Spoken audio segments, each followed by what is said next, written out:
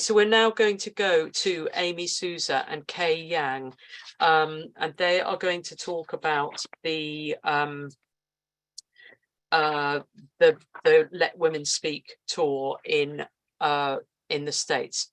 So Amy Sousa, also known as known Heretic, has been an active women's rights campaigner for the last 3 years. Has organised rallies in Washington, D.C. to protest Biden's executive order, has protested the NCAA championships, gender clinics in Seattle, the UN in New York City, protested men in women's sports against Leah Thomas at the NCCA championships in Atlanta, and most recently staged a press conference event in her hometown, Port Townsend,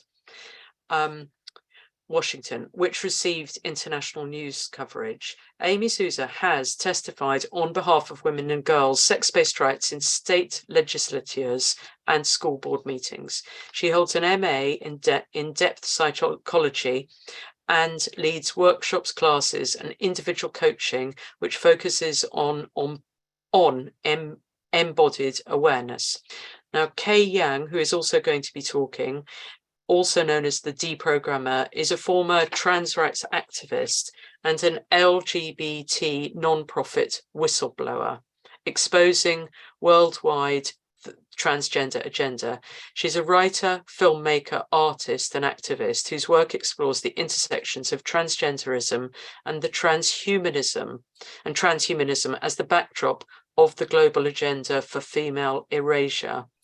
Her work is uniquely informed by her past experiences as a trans rights activist and past work indoctrinating youth with gender identity ideology in New York public schools, whilst an employee at an LGBT non-profit funded by the New York State Department of Health.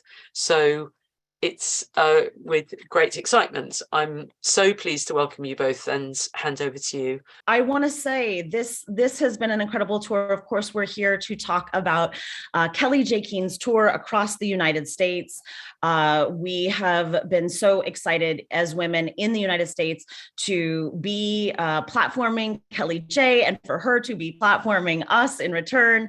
As Kelly J says in her own words, this has been an opportunity for her to lift up the voices of United States women and our activism and our organizing.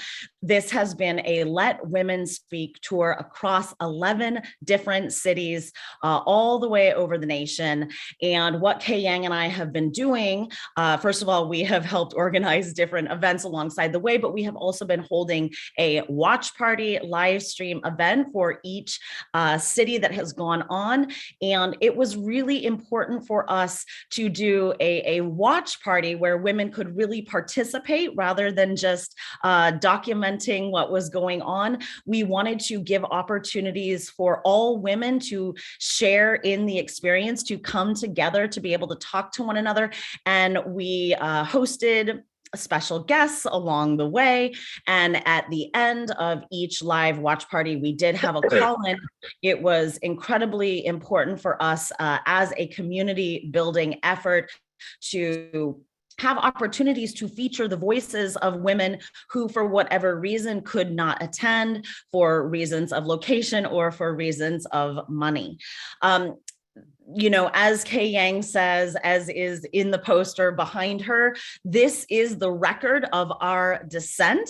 And the other thing that is so important about this entire tour of Letting Women Speak is that mainstream media does not tell our stories. And when they do tell our stories, they often get it wrong. So we need to take these opportunities to document our own stories, to use these social media platforms and big tech, which are often biased against women, but we need to take them and use them for ourselves in order to disrupt the narrative that is being told in the press about us. And I know Kay Yang has more to say about this. My name is Kay Yang, and this is a public record of my descent.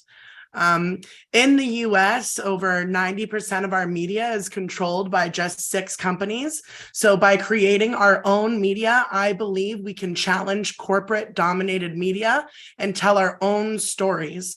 As women, we've been written out of history, and now we're being written out of existence altogether. We must take ownership of media creation and dissemination by empowering women to write our own history, create our own news stories, our own videos, our own reports. We cannot wait for the establishment to tell the truth, and we should not give up control of our image, our message, and our narrative to corporate news media. It's crucial that we be establishing our own networks and opportunities for media distribution, which is exactly what Amy and I tried to do with this live stream series.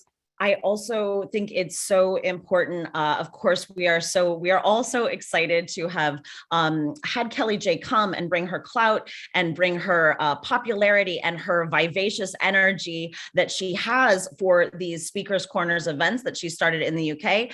But what is also so great to see is that so many women who have in the United States who have been doing these events already got an opportunity to shine and to show the organization and the activism that they have already been doing, and to put their energy of that into this tour. I really want to underscore that there was a lot of hard work being done by so many women, scouting locations, acquiring permits, liaising with the police, hiring security where needed, making posters and banners and stickers and flyers, getting different sound equipment and amplification equipment, Zoom meetings, email invites, just all kinds of organizing and activism.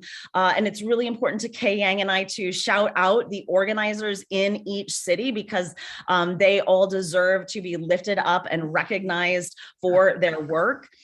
In Los Angeles, we had Melissa Cohen and Gay Chapman. In San Francisco, we had Lear Keith and Arla Heil. In Portland, thank you to Holly Hart. In Tacoma, thank you, April Morrow. In Austin, thank you to Isabella Malbin, Michelle Evans, Mary Lou Singleton, Megan Murphy, and Trish Morrison. In Chicago, thank you to Jeanette Cooper and Carrie Bruss and Beth Lowe. In Loudoun County, thank you to Natasha Grover and Tanya Marie. In Miami, thank you, Kelly Kay and Alex Pinwheel Art. In DC, thank you, Kara Dansky. In Philly, thank you, Jennifer Thomas and Connie Hahn and Jessica Gonzalez. And then, of course, thank you so much in New York City, Kay Yang and Amanda Stuhlman of Keep Prison Single Sex. It was an absolute honor to stand by your side and to organize in that city with you both. Thank you. And thank you, Amy Sousa, for your support in New York City and all the work that you did in making this tour possible. Thank you to Jeanette and Jennifer from Partners for Ethical Care for assisting me in New York City as well. During our tour watch party live streams, we tried to draw on our different experiences. And I drew on my experience of 20 years engaged in grassroots activism and community organizing building to provide unique insights to our listeners and familiarize them with what they could expect at these types of events. I created protest preparedness guide and a conflict de-escalation guide, both available for free on stopfemalerasure.com, because I believe that planning and de-escalation is key in situations that could potentially be disrupted by male violence. So there was a lot of really meticulous planning for this whole tour.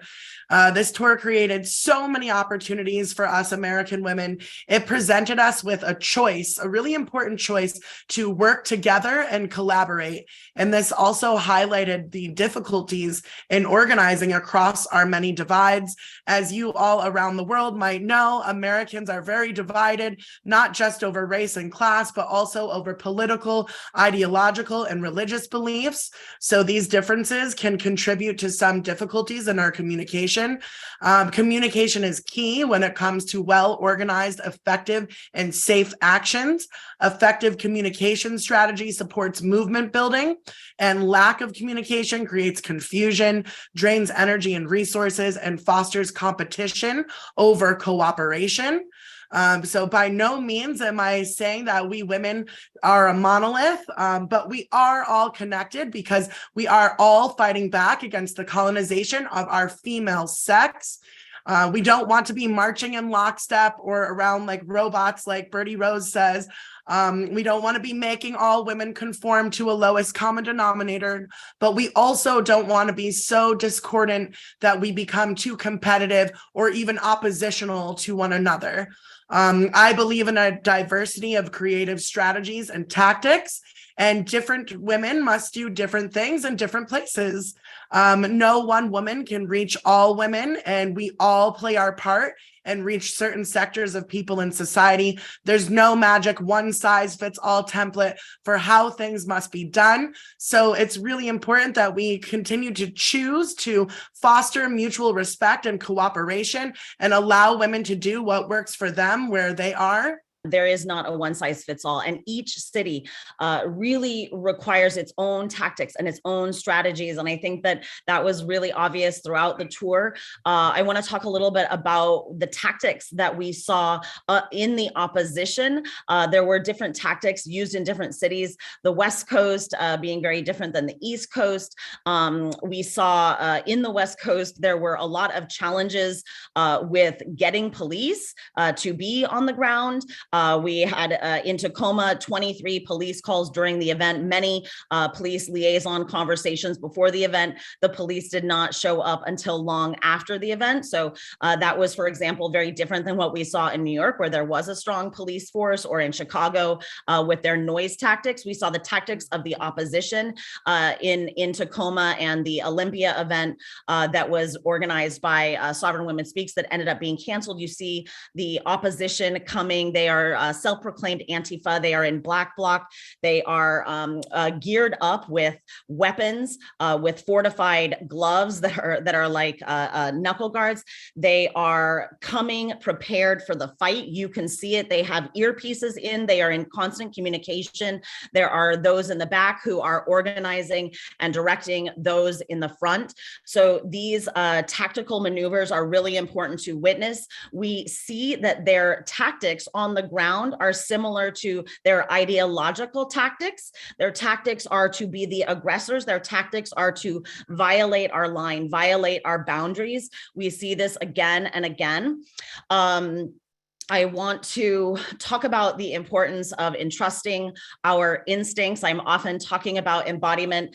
There was a moment in Tacoma where Lear Keith was being aggressed from behind. She very likely would have been tackled. In that moment, I think many of you saw the video of this, but what I want to observe is that I responded with not with a thinking, what should I do? What should I not do in this, prefrontal cortex area? I responded as an instinct to protect. Amy Ichikawa in LA had a moment of sharing a speech about from an incarcerated woman named Celine. Amy Ichikawa, of course, is the leader of Women to Women. Herself, she is a formerly incarcerated woman doing activism on their behalf. But Selena's story is really important to highlight because she spoke about being groomed. She was violated and groomed since the age of 2. The adults that she trusted raped her, abused her, trafficked her. She was incarcerated at 17 for fighting against her attacker. And the pivotal moment, she learned because of that not to trust her body, that her body was not her own. And the pivotal moment for her was in incarceration, where she heard another woman during a strip search say the word no. This changed her. Hearing another woman have boundaries and stand up changed her perspective. She started being an activist on the inside, fighting for incarcerated women from the inside. So this is pivotal to remember and understand that we're facing a movement of boundary violation, and us standing up for our boundaries is in fact part of our activism. I want to switch and talk quickly about what happened in New York City, because that's the event that all eyes were on. That is the event where Kelly J was kept out of her own event. So I've organized several actions specific to this issue in New York City before, including at sex role control centers, aka gender clinics, and also at the United Nations headquarters. which helped to give me insight into how to coordinate this event, because New York City is entirely unlike any other city that was on the tour. We are talking about the home of the Stonewall riots. This city is really just a whole other beast, and organizing within it requires a certain kind of know-how to deal with it all. This was reflected in our strategic choice of location at the New York City Hall, which contains the office of the mayor and is next door to the New York State Department of Education. We knew that another location would most likely not have received the amount of police presence and support that proved absolutely necessary to hold back the violent mob of hundreds. I want to thank my friend and colleague Amanda Stuhlman, the USA Director of Keep Prisons Single Sex, for her meticulous work, jumping through hoops on short notice to defeat New York City bureaucracy and ensure that we got the proper permits for our event. She also negotiated with police at the First Precinct and City Hall ahead of the event.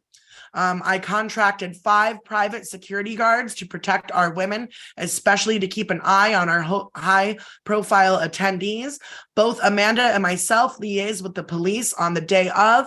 Our safety precautions turned out to be right on target.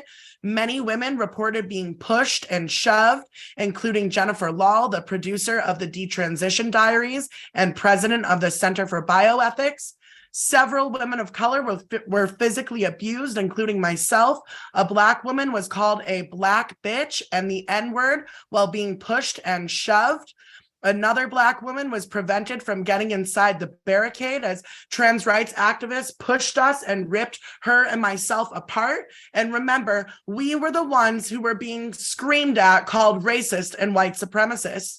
My hair and head was pulled by a transgender identified man. That was just one of the times that the barricades were breached. Gina Hoke was spit on 3 times by another trans-identified man, the same man who hit me while I was giving my speech. He also hit a cop and called Stonewall riot veteran Jim Forat a, quote, fucking faggot. At one time, our group of about 24 women and a few male allies were pushed with our backs completely up against the fence. Our security team was lined up in front of us. The police were lined up in front of them, the barricades in the middle, and then hundreds of trans rights activists and so-called anti-fascists, they're the fascists, hundreds of them charged at the barricade, lifting it up into the air, and you can see them on video striking the cops as they did this. They were so full of hatred and a desire to hurt and punish women that they were willing to fight a wall of NYPD on camera, by the way, just to get a chance to get their hands on us. Prior to the event, flyers were circulating online with instructions to shut down our permitted exercise of free speech. One flyer had a drawing depicting 2 groups on a New York City street. On one side, there was a massive, never-ending mob of people that fades into the background. They were holding transgender flags, rainbows, and traditional black and white and red Antifa flags. The other side shows us distinctly female drawings of women laying on the ground, holding their heads on their knees, cowering in fear. One woman is depicted with a bullhorn with a sign that reads, "I had this coming. I had this coming." Not only did they publicly express their intent to hurt women, but they fervently incited violence against us online through their networks and social media. We were depicted as having been to blame for the male violence that was to be committed against us, to have been asking for it, for daring to show up publicly and defend women and girls. So I want to talk briefly about violence. What is it and what it is not? Violence against women is integral to the process of colonization and imperialism. We are fighting against the colonization of the female sex and our biology. The context we live in is one of male dominance and female subordination, skyrocketing rates of sex-based violence and femicide all around the world. We must make a distinction between violence and self-defense. Confusion surrounding these differences caused a lot of tensions in the US and came up repeatedly in the live stream chats throughout the tour as women in cities across America were put for the first time into positions, many of them, for the first time into positions where they were faced with violence and had to act quickly to protect themselves and others. Women who defend themselves against violence committed by male predators are not engaged in violence. Self-defense is not violence. If we frame self-defense as violence, it neutralizes and ignores the power imbalances inherent within the patriarchal order. Framing self-defense as violence contributes to criminalization of women who refuse to suffer violence patiently and wait for predators and oppressors to stop hurting us. It also isolates women who choose to engage in self-defense from community support. Equating women's self-defense with male violence creates ambiguity about who is the victim and who is the offender. The violence that occurred in New York City was completely one-sided.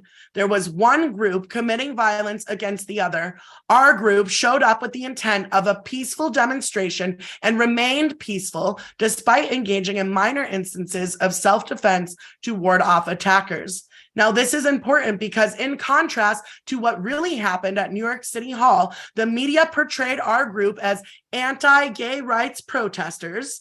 They said that we clashed with LGBTQ supporters.